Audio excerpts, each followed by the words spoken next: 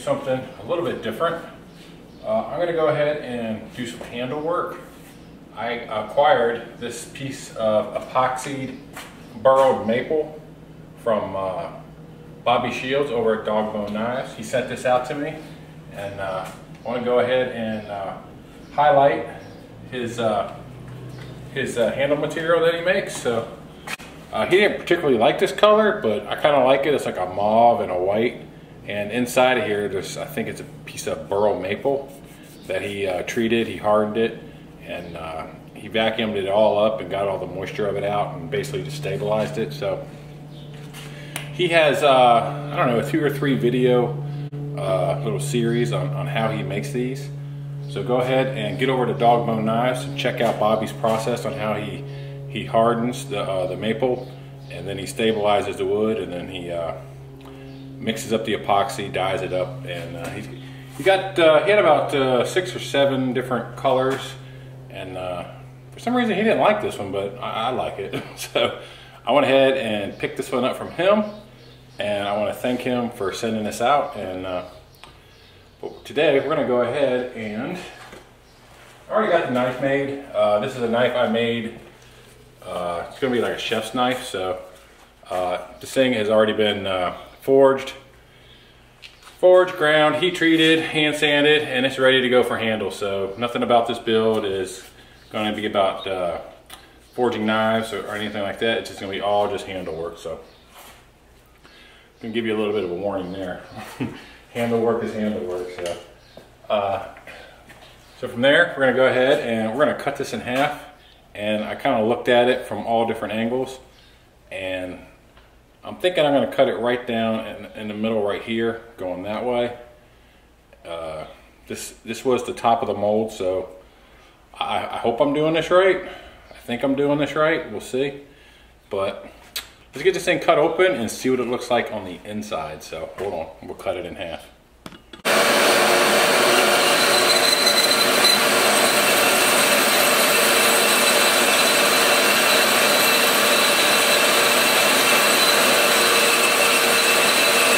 Alright, so as you can see, I got my mask on. This is epoxy, and you probably don't want to breathe it.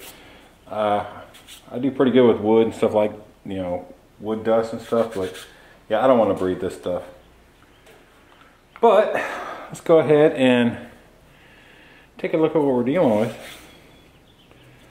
So he did pressurize these. He let them sit at 50 pounds, and it really looks like the epoxy has really gotten down in all the pores and crannies and nooks, and yeah, I don't see any voids so far. There's no holes. So yeah, so far so good on that. And the pressurization and all that stuff, looks like everything went well.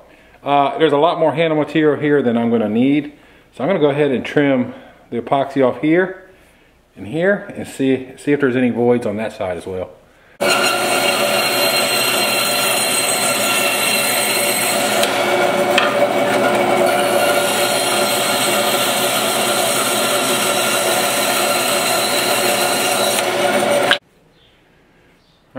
Just like in the center, yeah, everything looks good.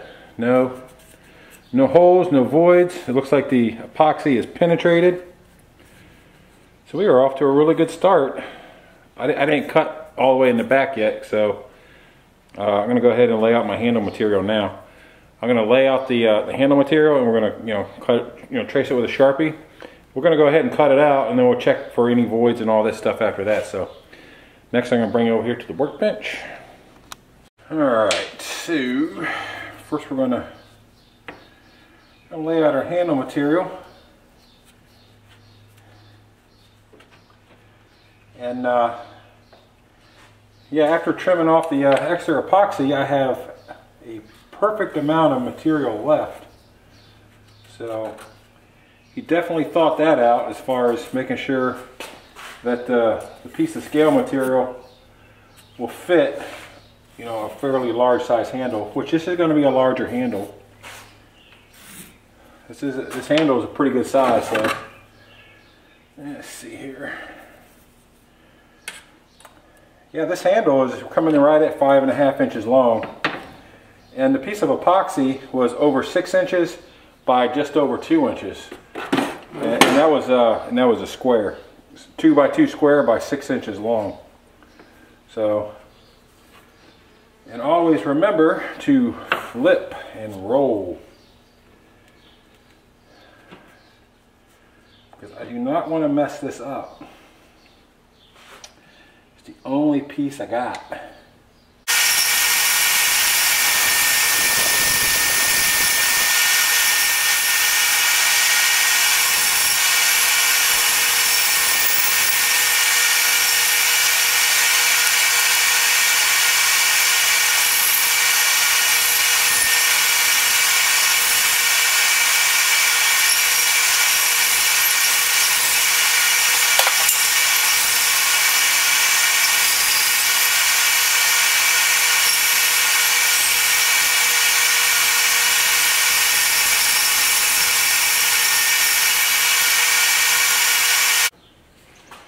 All right, so I'm going to go ahead and flatten these surfaces so I can get a nice gap-free glue up on the knife tang. Then maybe do a little bit of shaping, cut a little bit of the excess off yet still, but I don't want to go too far. I got to leave some, make sure I don't leave any gaps. So starting off here with a 60 grit belt, so hopefully that'll get us where we need to be.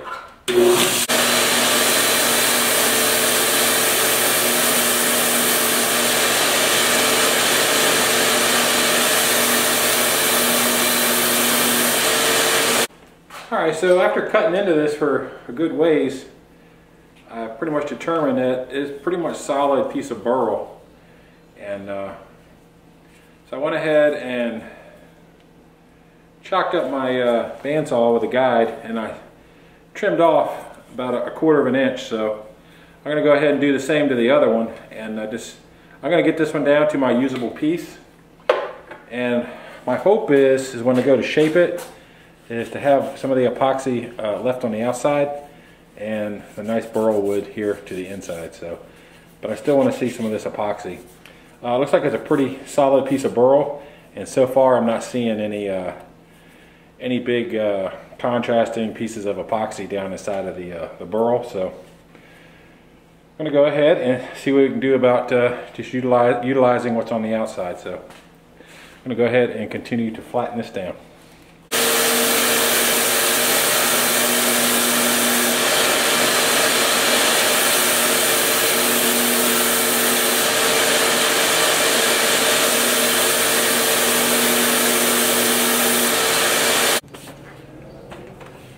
Alright, and after all that, that's what I wound up with. So these are measuring in just under about 7/16 of an inch thick, just under a half, just over 3/8. So I have a thin layer of epoxy on the outside, about 1/8 of an inch on both, and then I have just about a 1/4 inch of the burl maple. I think this is maple. If I'm wrong, correct me, Bobby. But I know it's a burl wood. It might be maple. I don't know. Curly maple or something. I don't know. I can't remember. But now I got 2 usable scales. The first thing I'm going to do is check it to make sure that I got no mistakes and I got enough material here. And now I'm going to clamp this up and I'm going to start to drill my pins.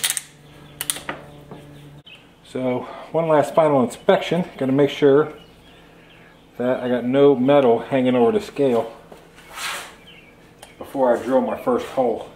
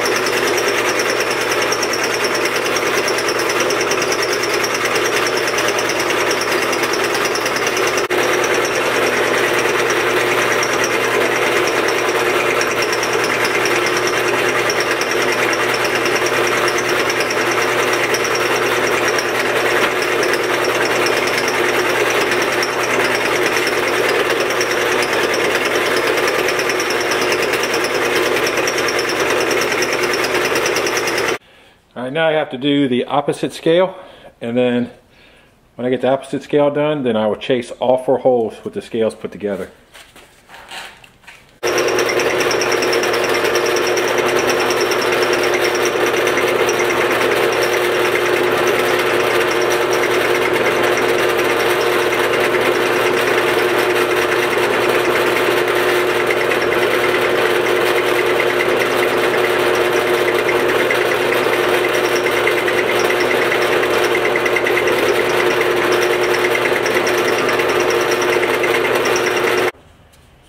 So I'm gonna have to cut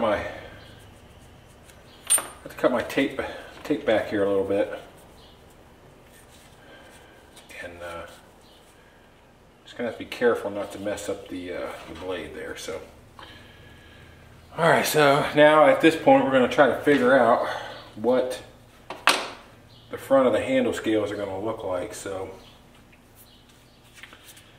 I just want kind of a simple swoop here up in the front.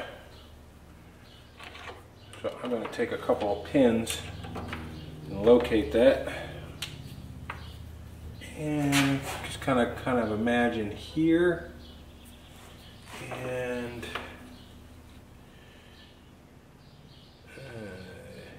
here. All right, so I have a mark right here and right here, and I'm just going to make a, see, what would that be? Quarter circle. A quarter circle I think would look just fine.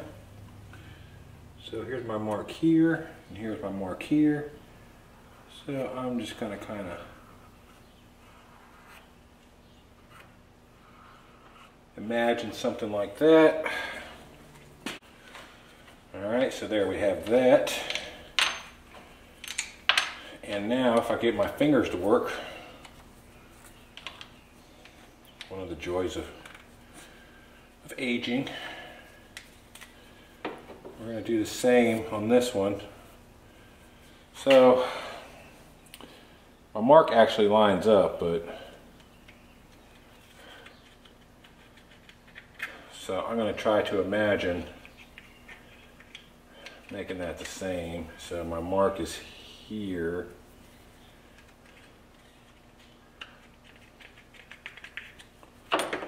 And I guess basically I have to come up here to the corner, so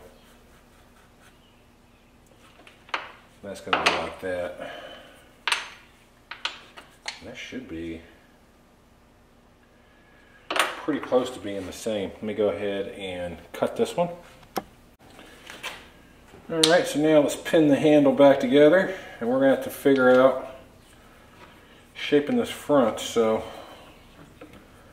put my pins in here, keep everything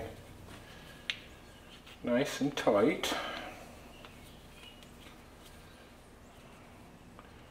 Alright, make sure there's no gap, so when I clamp this thing down, it's going to have a gap-free finish on the tang.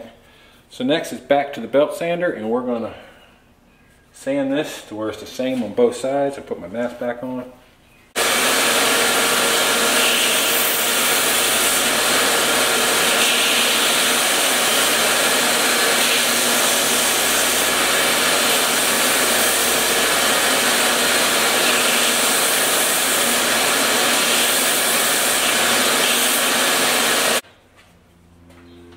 Alright, so far this is where we're at. And I have a piece of, what do I have here? I have a piece of 220 right here. I'll go ahead and clean this front up with that. And we'll be about ready for some epoxy. Just went ahead and put a little bit more taper up here on the front. Just makes it easier to do without running a risk of nicking the blade. So far this is turning out a lot different than I thought it was going to be. I think it's going to look good. And I've never dealt with any kind of burl wood before. And this is definitely new to me. I was kind of expecting more voids in the burl, so I guess that's the nice thing about it is the burl is going to be random, so really no telling on exactly what your piece is going to turn out like until you get down into it. So this is just denatured alcohol. Just going to give everything a wipe down. Alright, so another thing I'm doing is I'm getting all my clamps ready to go. And I got 4 clamps here, which should be enough. Oh, excuse me. Alright, 5 in case I need it, so that's all good. And I got my 2-stage epoxy. And my mixing container. Alright, so this is a 5-minute epoxy. And we will wait and see how that goes. Weather permitting, it's a 5-minute epoxy. It's actually been kind of cool here lately. Getting almost to June and still no AC on. I'm happy about that. And yeah, it's been really cool in the evenings. I think the hottest day we've had so far was in the low 80s. So I like doing handle work on my little Harbor Freight anvil.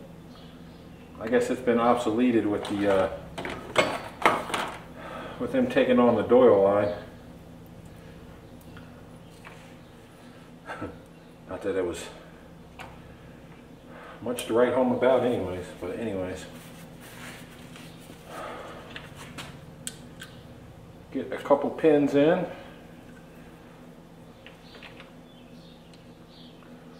One, 2. And I just picked that up from the wrong end. Ugh, epoxy.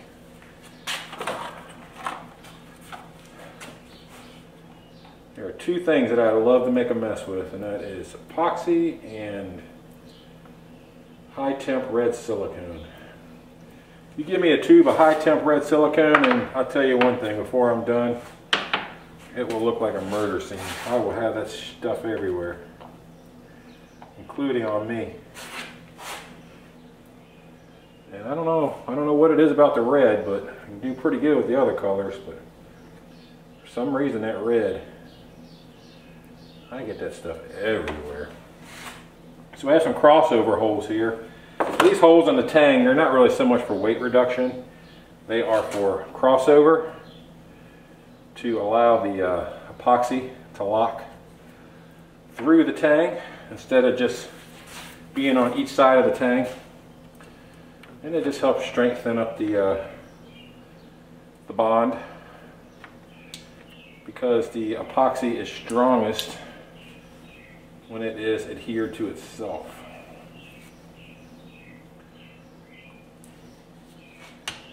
Tap, tap, tap, tap, tap, tap, tap. Tap, tap. Tap, tap. So right now, it's getting extra material, pin material on both sides of the scale. And we're going to go in for the lockup. Spin you around here. Whoa! Going for the lockup. Get a little bit of squeeze out there.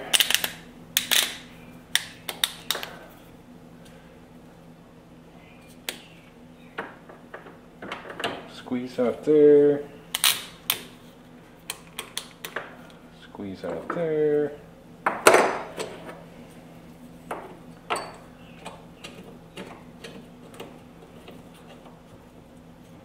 Oh, crud. Alright.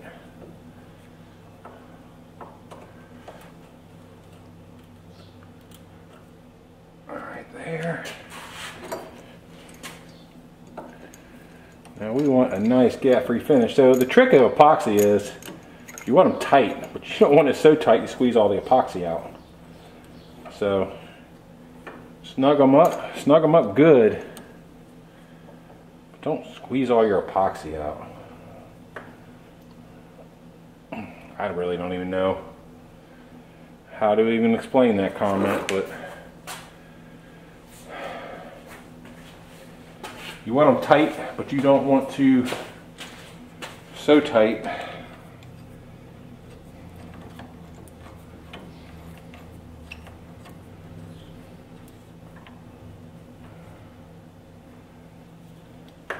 these hand clamps they're kind of nice because you just squeeze them until you can't squeeze them no more, and that seems to be pretty good tension. But like if you're using a vise, a little bit of finesse required. All right, it's in there, and this thing will be ready to start sanding and shaping in 5 minutes because it's a 5-minute epoxy. And I say, yeah, right.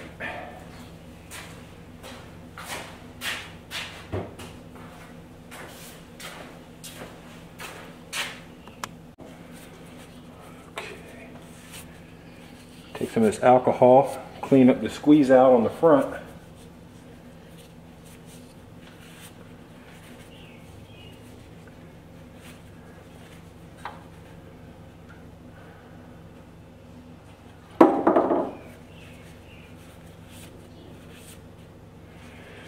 Alright. And you may have a tendency to wipe it off the top and the bottom. I do not, I leave it because you can swipe epoxy out of the seam there, and if there does happen to be a little bit of a void or a wobble, it's possible it could leave a gap after it's dried. So if I leave the top and the bottom to cure and then just sand off all the spooge after the fact, all the overflow, then that's already going to be dried in any kind of void that might be in there, and it won't even be noticeable. It'll just look like part of the seam. Alright, so I broke out the old 1x30. It's been a minute since I've used this thing. I'm going to use this to shape the inside here of the handle. I also have a drum sander. Well, all my drums are worn out right now. I might have to try to get one to just, I don't know, get this little radius right here. And hopefully there's enough left on it to get that. But I'm going to go ahead and start with my little 1x30 and just get the inside of this ground back down to the tank.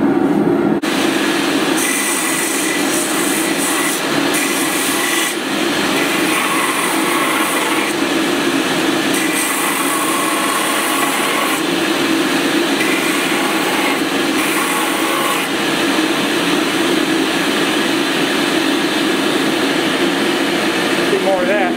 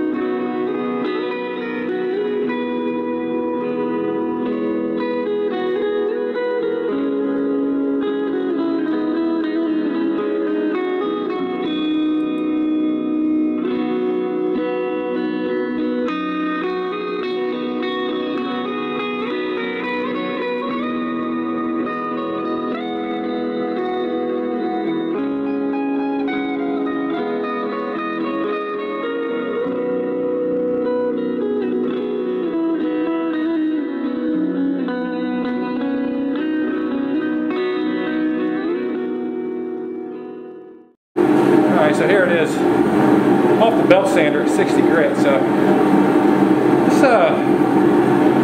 this wood seems to sand real easy, so I'm going to finish it off by hand, and I'm going to try to retain as much of this epoxy that's on here as I can.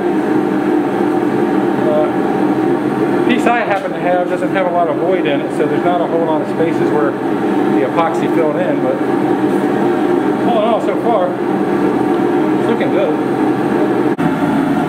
Alright, so I'm getting down to the crux of it here. I've been hand sanding on this thing for quite a while, and I am up to 400 grit, and I don't know how smooth I'm going to get it yet, but I don't even know if it'll take linseed oil, but it's been infused with the hardener and the epoxy by pressure. But we'll see. I'll try to put a little bit of linseed oil on it just to seal it up. But I am just hand sanding. I really didn't go back to the sander anymore. But one time I think I went back to the sander just to kind of, I could feel the rivets. So I just hit that flat on the belt sander to get rid of that. Hand sanding the whole time. Also been working on another project in the background as well. So while the forge is heating up that project, I just hand sand and wait. So just trying to multitask. But we're going to get some linseed oil on here just to pop out some color and just kind of see where we're at. So. Alright, so I'm going to clean this up with some alcohol.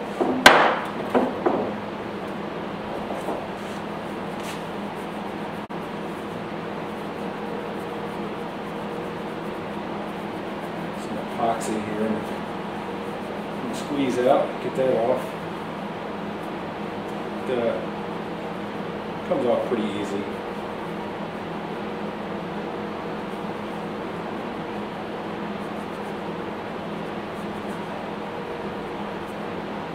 I'll rub all this down. Kind of get a sneak peek of what's to come. Ooh,